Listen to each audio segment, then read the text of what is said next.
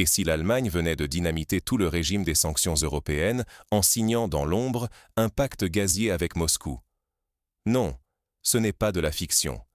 Une information explosive secoue en ce moment même toutes les capitales européennes. Imaginez. Berlin contourne non seulement les interdits de Bruxelles et Washington, mais signe en secret, sous la houlette de Friedrich Merz, un contrat de 15 ans pour du gaz russe, et pas à n'importe quel prix. Avec une remise de 30% sur le tarif du marché, l'Allemagne s'offre le luxe de sauver son industrie, au risque de trahir les valeurs européennes. Ce n'est pas simplement une violation des sanctions. C'est un séisme géopolitique. Si cet accord se confirme et essaime, c'est toute l'intégrité du régime des sanctions européennes qui s'effondre. L'Union européenne peut-elle survivre à une telle fracture? La solidarité proclamée pèse-t-elle vraiment face à la logique du pragmatisme économique, quand des millions d'emplois et la survie industrielle sont en jeu? Alors, Friedrich Merz, traître cynique ou sauveur de la nation? Dites-nous en commentaire ce que vous en pensez. On lit tout. Entrons maintenant dans les faits et les dessous de cette opération secrète. Que s'est-il passé pour que Berlin prenne un tel risque? Revenons quelques mois en arrière. Après l'arrêt brutal du gaz russe, l'économie allemande, habituellement locomotive de l'Europe, a connu un choc sans précédent. Les prix de l'énergie se sont envolés, plongeant les grandes industries allemandes dans l'incertitude la plus totale. Les géants de la chimie et de l'automobile, piliers historiques du Made in Germany, menaçaient clairement de délocaliser leurs usines vers les États-Unis ou l'Asie, où les coûts énergétiques restaient supportables. C'est dans ce contexte de crise aiguë que Friedrich Merz reçoit sur son bureau des rapports économiques catastrophiques. Le constat est sans appel. Sans solution rapide, l'Allemagne risquait de perdre son statut de puissance industrielle en moins de 5 ans. Face à cette perspective, Merz fait un choix inattendu, guidé par le pragmatisme plus que par l'idéologie. Une équipe restreinte met alors au point un mécanisme d'une grande complexité. Pour contourner les sanctions, l'Allemagne va acheter du gaz russe via une chaîne de sociétés écrans immatriculées dans des juridictions du Moyen-Orient et d'Asie centrale. Officiellement, ces sociétés importent du gaz naturel liquéfié, mais tout le monde sait que la source est russe. Les contrats sont verrouillés sur 15 ans, avec des prix fixés par formule, à l'abri des soubresauts spéculatifs des marchés européens, garantissant à Berlin une remise de 30%. En agissant ainsi, l'Allemagne joue un jeu dangereux. Elle risque non seulement sa réputation et l'unité européenne, mais parie tout sur la survie de ses industries. Mais comment une telle opération a-t-elle pu rester secrète aussi longtemps? Derrière les rideaux, une ingénierie contractuelle et logistique redoutable a permis à l'Allemagne de contourner ouvertement les sanctions sans jamais laisser de traces directes. Comment? À travers 3 sociétés écrans, basées au Moyen-Orient et en Asie centrale, qui servent d'intermédiaires. Concrètement, le gaz russe change d'étiquette en chemin, devient officiellement asiatique ou moyen-oriental, puis traverse les frontières européennes sans attirer l'attention. Une fois blanchi, il débarque discrètement en Allemagne, directement injecté dans les réseaux des usines les plus énergivores. Mais ce n'est pas tout. Le contrat signé court sur 15 ans, avec une formule de prix fixe, blindant ainsi l'industrie allemande contre les fluctuations brutales du marché mondial. C'est un gage de stabilité pour les grands groupes industriels, mais surtout un bouclier pour des milliers d'emplois. Déjà, des dizaines d'usines menacées de fermeture ont pu maintenir leur activité, évitant des licenciements massifs et un effondrement du tissu industriel. Ce pragmatisme économique donne à l'Allemagne un avantage compétitif énorme. Tandis que ses voisins perdent leur énergie au prix fort, Berlin s'assure des coûts stables, renforce son industrie et sécurise l'emploi. Cependant, ce choix n'est pas sans risque. En opérant ainsi, l'Allemagne s'expose à des représailles politiques et économiques de la part de ses partenaires européens, qui voient là une trahison pure et simple de la solidarité européenne.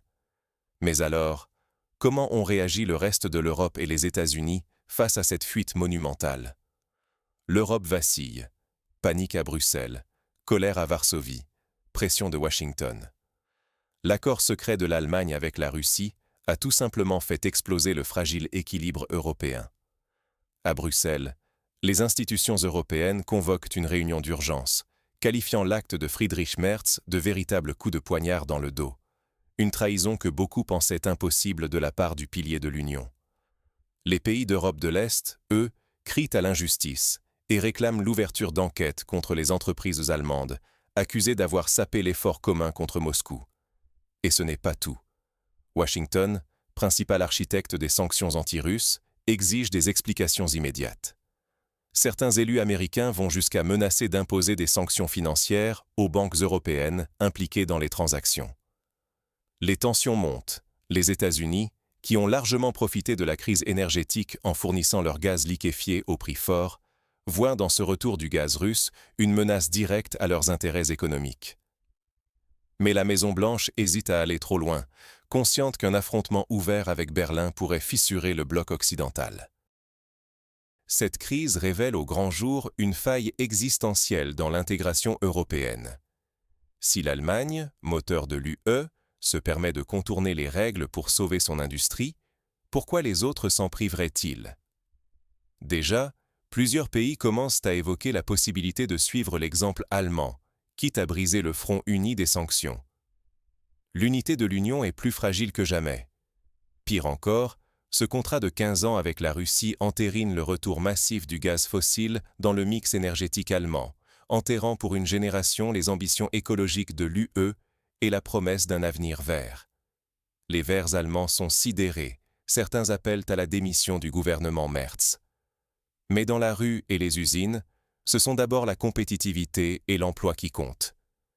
Alors, dans cette tempête géopolitique, quelles leçons l'Europe peut-elle tirer? Quelles options restent possibles pour éviter l'implosion? C'est ce que nous allons explorer juste après. Au-delà du scandale, que révèle vraiment ce contrat sur le fonctionnement de l'Europe et du marché mondial? Avant tout, il confirme une réalité souvent tue. Face à la pression des coûts et à la menace de l'effondrement industriel, même les plus fervents défenseurs des principes européens finissent par céder au pragmatisme économique. Ce contrat entre l'Allemagne de Friedrich Merz et la Russie est la preuve éclatante que, lorsqu'il s'agit de survie industrielle, les lois de l'économie écrasent les discours idéologiques. L'industrie allemande, pilier de l'Europe, n'a eu d'autre choix que de contourner les règles pour garantir sa compétitivité et préserver des milliers d'emplois. Mais ce qui frappe, c'est l'ingéniosité déployée pour rendre ce contrat possible. Entrejeux de sociétés écrans, gaz qui change de nationalité à chaque frontière et itinéraire logistique détourné, tout a été conçu pour masquer une réalité que Bruxelles ne voulait pas voir. Les failles structurelles du marché européen, sa dépendance non assumée et une réglementation trop rigide pour la réalité du commerce mondial. Pendant que les institutions européennes fermèrent les yeux tant que les volumes restaient modestes, l'ampleur du nouveau contrat a rendu l'opacité intenable. Ce cas remet frontalement en cause la pertinence de la solidarité proclamée par l'Union. Si Berlin peut contourner les sanctions, pourquoi Vienne, Budapest ou Bratislava s'en priveraient-elles? Déjà, des experts prédisent un effet domino. D'autres pays, voyant l'Allemagne s'en sortir, pourraient négocier en secret avec Moscou, accélérant la fragmentation du front européen. L'Europe, face à ce choix, vacille. Doit-elle continuer à prôner une unité de façade, quitte à sacrifier sa compétitivité, ou accepter, au nom du pragmatisme, le retour des intérêts nationaux au premier plan? Le risque est immense. Selon la voie choisie, l'Europe peut soit regagner son influence et sa puissance industrielle, soit sombrer dans la division, l'impuissance et la défiance généralisée. Il est temps de conclure et de vous demander, après ce séisme politique, quel avenir pour l'Europe selon vous? Le sort du contrat Merz posera-t-il les bases d'une nouvelle Europe? C'est la question brûlante qui demeure alors que ce dossier continue de secouer tout le continent. Ce que l'on observe aujourd'hui, c'est un véritable bras de fer entre idéologie et pragmatisme, entre valeurs proclamées et intérêts économiques vitaux. Les effets de cette décision, vous allez les ressentir directement, dans vos factures d'énergie, dans la santé de vos entreprises locales, dans la stabilité de votre emploi. Derrière les grands discours sur la solidarité européenne, la réalité frappe. Pour éviter la faillite de son industrie, Berlin a choisi le gaz à bas prix, même au prix d'une rupture avec Bruxelles et d'un coup porté à la crédibilité de l'Union. Mais ce choix pose une question fondamentale.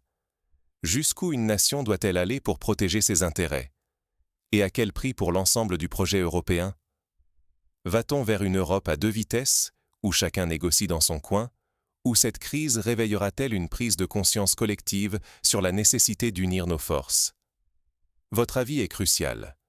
Que doit-on privilégier, la survie économique immédiate ou la cohésion à long terme? Dites-le nous en commentaire. Face à cette fracture, aucun retour en arrière n'est possible. L'avenir de l'Europe se joue, ici et maintenant. À vous de réfléchir, de débattre et de décider quel cap doit prendre notre continent.